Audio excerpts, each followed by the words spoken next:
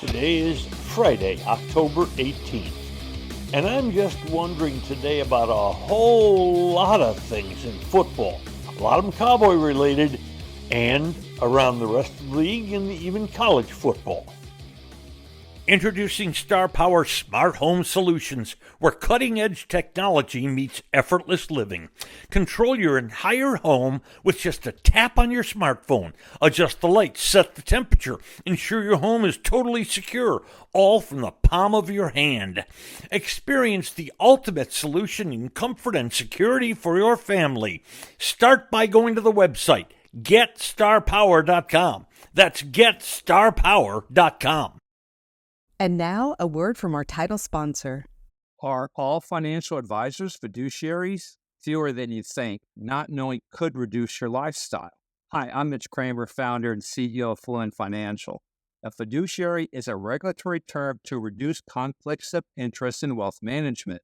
A fiduciary always works in your best interest.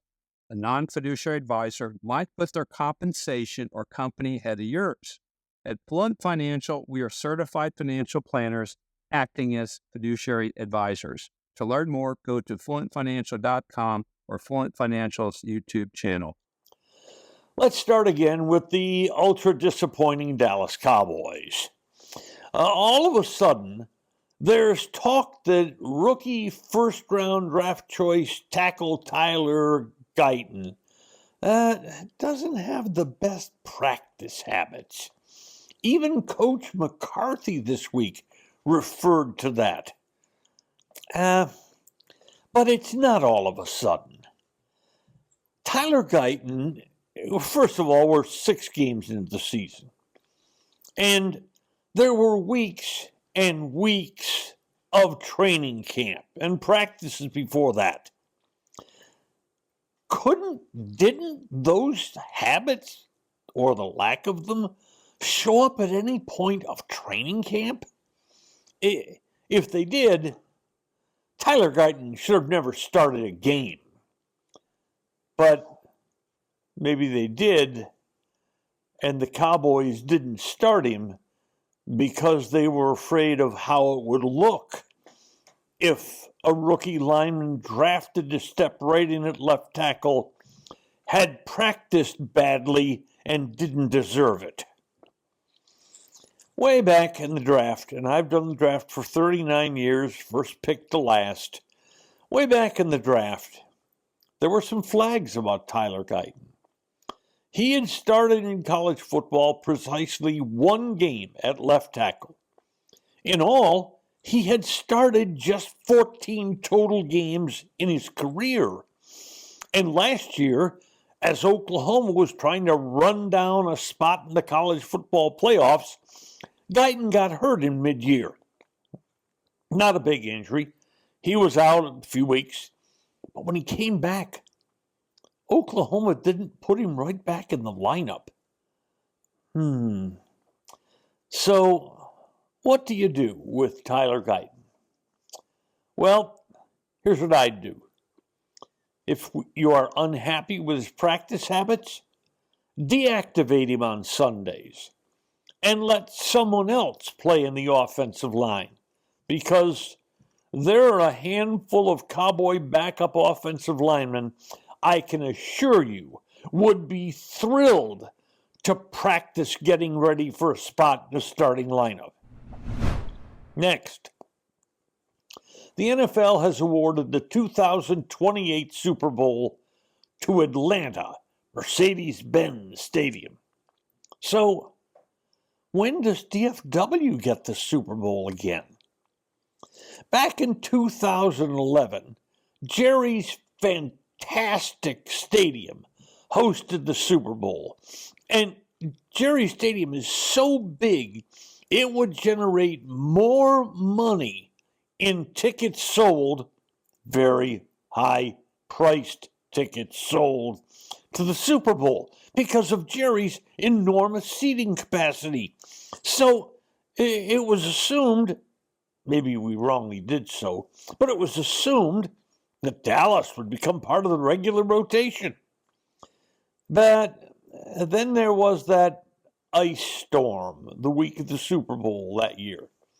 And that problem of tickets being sold for seats that didn't exist.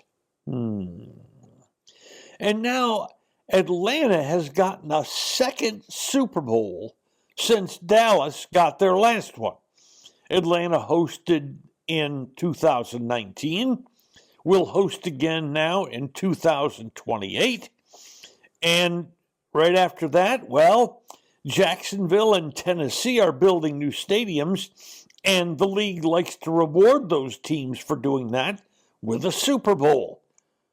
So, where's Dallas going to be in this rotation? Roger Goodell said that he thought Los Angeles, Miami, New Orleans, and Atlanta would all become regular members of the Super Bowl rotation. And he even said that perhaps a future Super Bowl could be played overseas. That would be London, I believe. So, where does that leave Jerry and at&t Stadium with that big video board? Well, it leaves them out in the cold, literally. Last week, the Philadelphia Eagles scraped by that poor Cleveland team, but the rest of the NFC East all lost. Dallas, Giants, Commanders. That means Philadelphia gained a game on the entire NFC East last weekend. Meanwhile, in the NFC North, Detroit, Green Bay, and Chicago all won again. Minnesota was in their bye week. And like we suggested to you a week ago, 2 wild cards could come out of the NFC North, or maybe all 3. Next, we talk Tom Brady, Aaron Rodgers, and you get a chance to vote for your NFL team. What do you want from your favorite restaurant? Fantastic personal service, a cheery, welcoming, spotless atmosphere, and great food. The primest of beef, Wagyu and lamb, incredibly fresh seafood, lobster, salmon, shrimp. Hall of Fame food from a Hall of Fame restaurant. 2 locations of Bob's Steak and Chop House, the original Bob's on Lemon Avenue, and the gorgeous new Bob's at Craig Ranch, McKinney.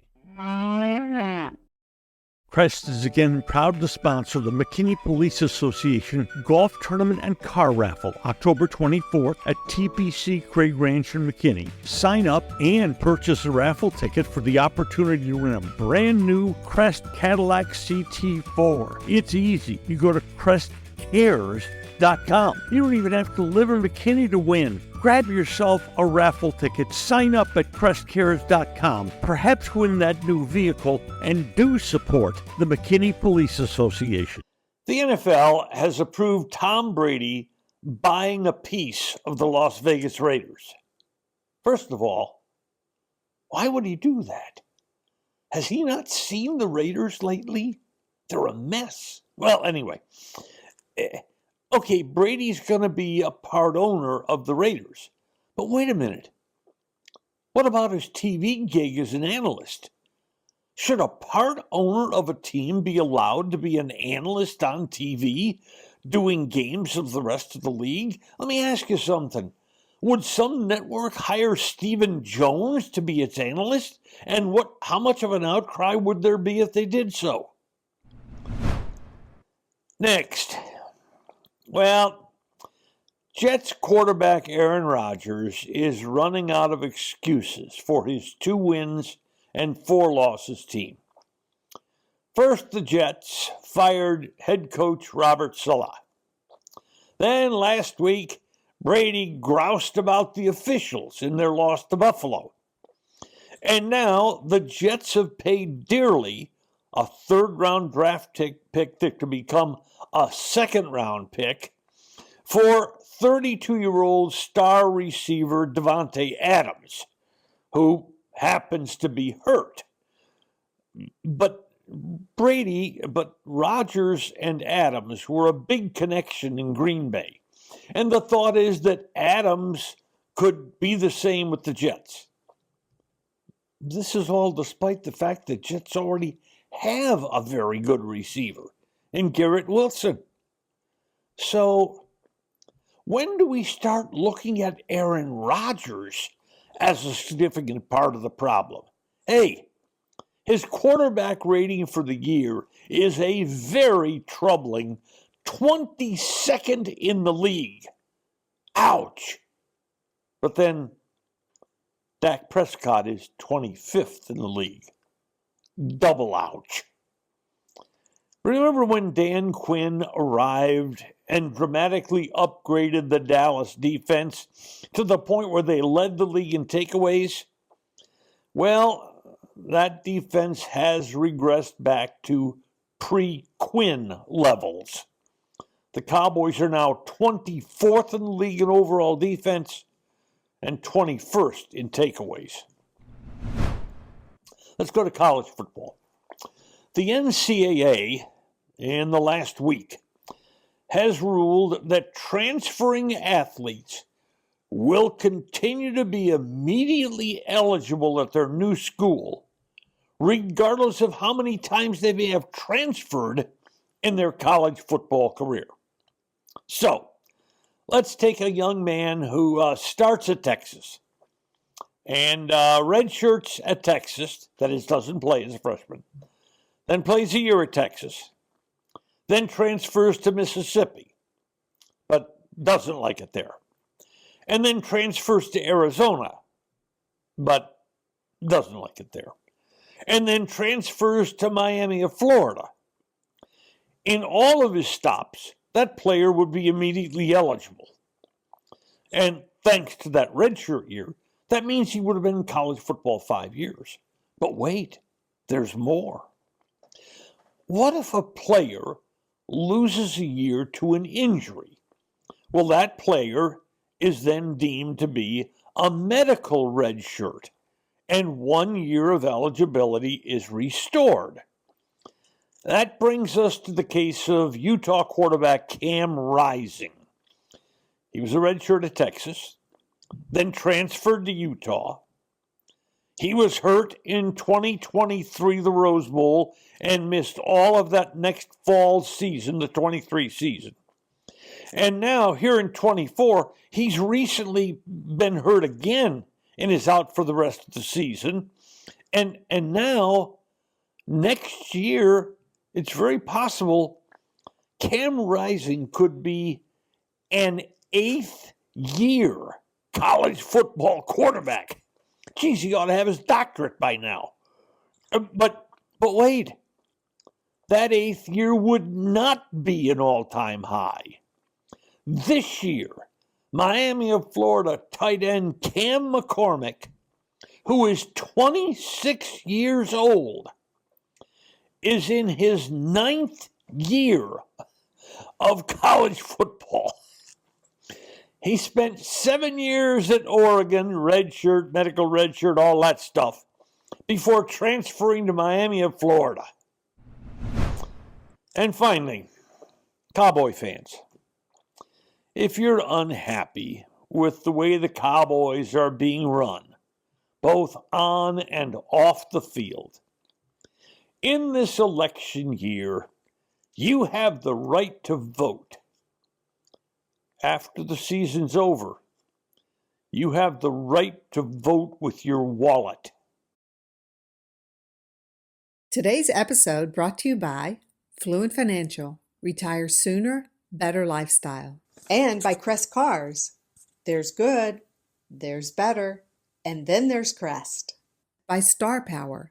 Love where you live. And by Bob's Steak and Chop House. Thanks for listening to today's episode of Just Wondering with Norm Hitzges. If you enjoyed what you heard, please hit follow, and a fresh new episode will be delivered to you every Monday, Wednesday, and Friday. And if you know someone who might enjoy our work, please share it with them. I'm Norm Hitzges, and I'm always just wondering about something. And I'm Mary Hitchkus, and I'm just wondering too.